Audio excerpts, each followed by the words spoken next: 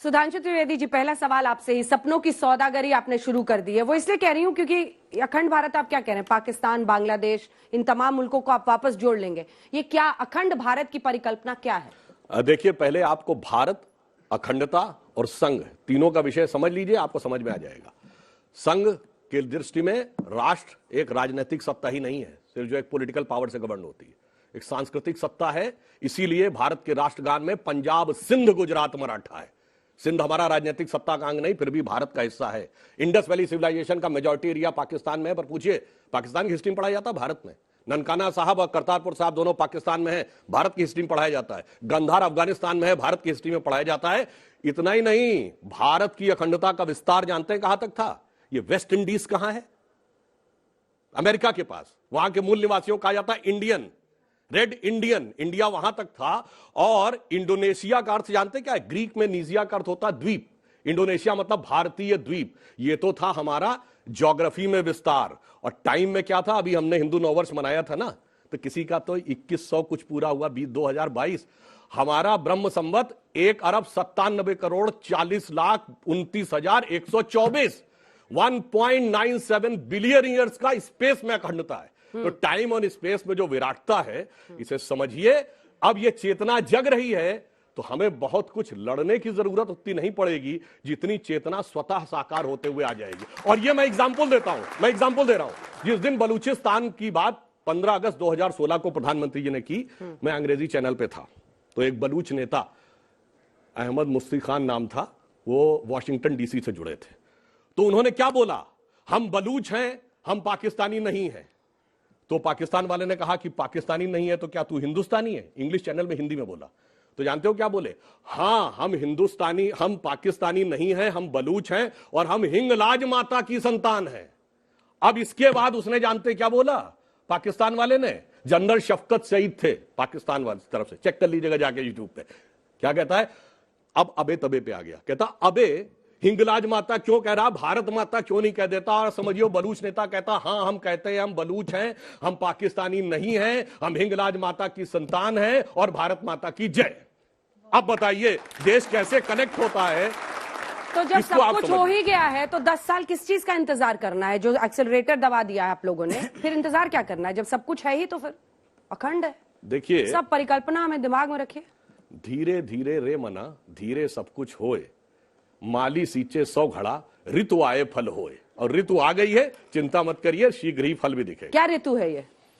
परिवर्तन। अच्छा, बहुत अच्छी आपने बात कही, हिंदू मुस्लिम ऋतु। नहीं, हिंदू मुस्लिम का इससे क्या मतलब है? जिस मैंने अखंडता की बात कही, उस अखंडता में हिंदू मुस्लिम कहां आते हैं?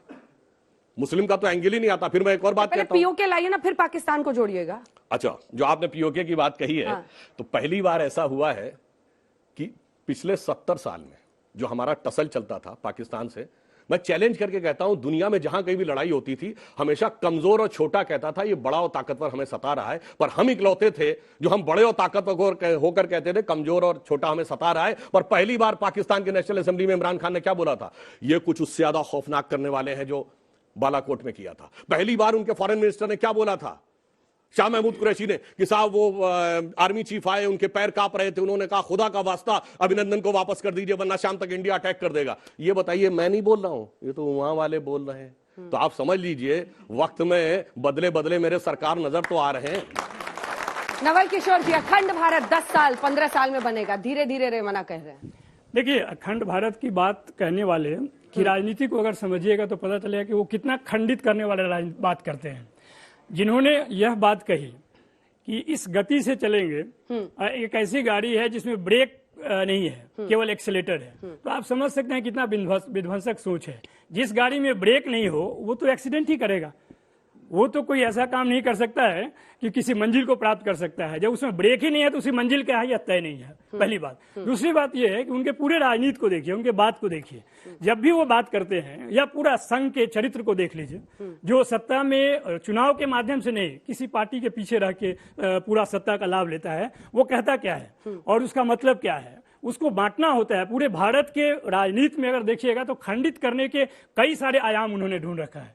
वो चाहे धर्म के आधार पे हो, या कपड़ों के आधार पे हो, या खान पान के आधार पे हो। जब आप पूरी तरह से खंडित करते हैं तो ये बात तो खंड खंड पाखंड वाली है, जो आप अखंड भारत की बात कहते हैं। अखंड भारत तो 1947 में उसका निर्माण हो चुका था। उस समय 526 से ज्यादा प्रादेशिक राज्य थे, वो जो एक साथ जुड़े थे, पूरे सबको जोड़ कर एक अखंड भारत का निर्माण हुआ था। वो संविधान शासित था, उसमें अंबेडकर भी थे, उसमें नेहरू भी थे, उसमें गांधी भी थे, उसमें पूरा स्वतंत्रता संग्राम के नायक लोग थे।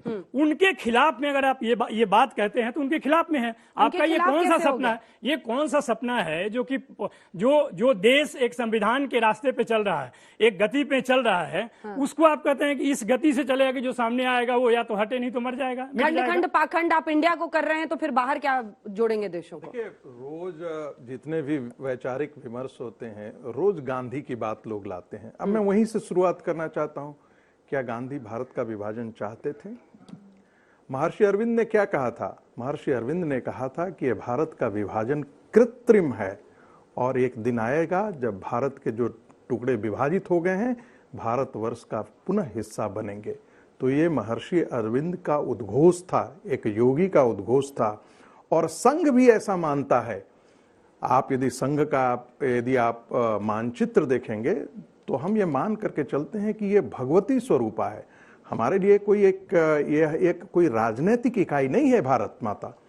आपके लिए या किसी अन्य के लिए हो सकता है कि ये जमीन का टुकड़ा होगा, ये जो हमारे लिए जमीन का टुकड़ा नहीं है, ये भगवती स्वरूप है। इसीलिए हम उसके लिए इतने पैशनेट होते हैं। यह इसको इसीलिए कहा जाता है ये देवताओं के द्वारा निर्मित प्रदेश है। ये हम नहीं कहते हैं, ये पुराणों में इसका जिक्र है। जब संघ कहता है कि ये अखंड होगा, जब उसका वो जिक्र कर रहे थे कि ये ऐसी गाड़ी है, उन्होंने कहा गाड़ी नहीं, ये रफ्तार, एक ऐसी पटरी पर चल पड़ा है जिसे अब कोई रोक नहीं सकता है। लेकिन साथ में बिना ब्रेक वाली गाड़ी टकरा जाती है। क्या गलत है? 10 सेकंड मेरी बात तो कह लेना दीजिए अपनी बात। उन्होंने क्या कहा?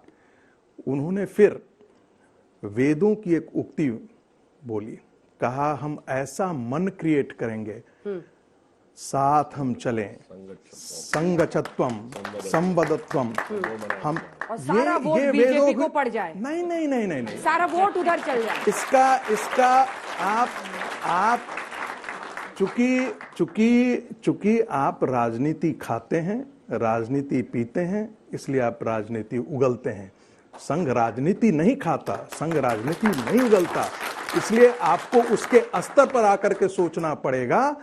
तो इसका मतलब यह है कि हम एक ऐसा हम जब कहते हैं कि हम विश्व गुरु बनने की कल्पना करते हैं तो हम ताकत के आधार पर नहीं, हम पूरे भविष्य का, पूरे विश्व का हम चिंतन की धारा बदल देंगे और पाकिस्तान हमारा तब हिस्सा होगा। आप कभी सोच सकते हैं?